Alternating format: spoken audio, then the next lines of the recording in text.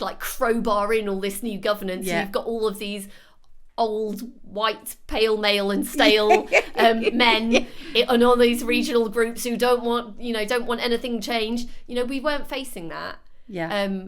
But we are growing something new. And when we look at like British Gymnastics or Swim England or something like that, and we see, we'll look at all the stuff they've got, and I'm like, well, yeah, but look how long they've been going. We're right at the start of this process, and it's a bit like a startup business, really. And we need the clubs to be the investors. We need the backing from the clubs, and just as from the sport as a whole, to elevate our sport to where it needs to be.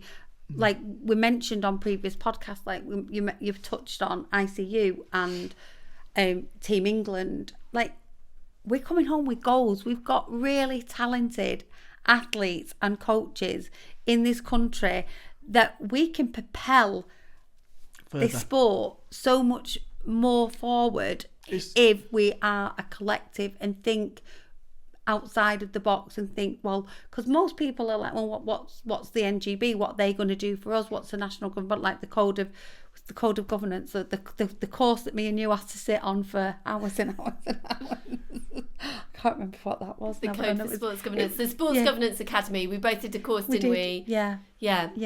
We did. So the work that's going in behind the scenes that people are not seeing. Yeah, and I think these are the pain areas when people are like yourself. I know what work Joey's done behind the scenes, and it is absolutely incredible. There's so many things that you could say and things that we couldn't even air because of governance and safety aspects. But the work that is going on behind the scenes has been huge.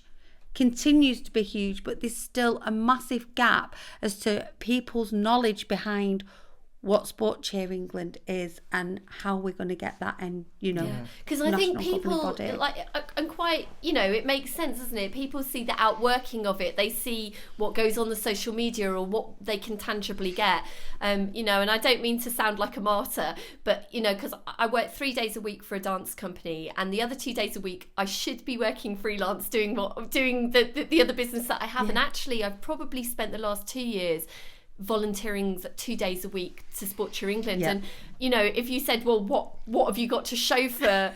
Well, a lot of that time that is meetings where I'm trying to convince somebody to develop. We've got if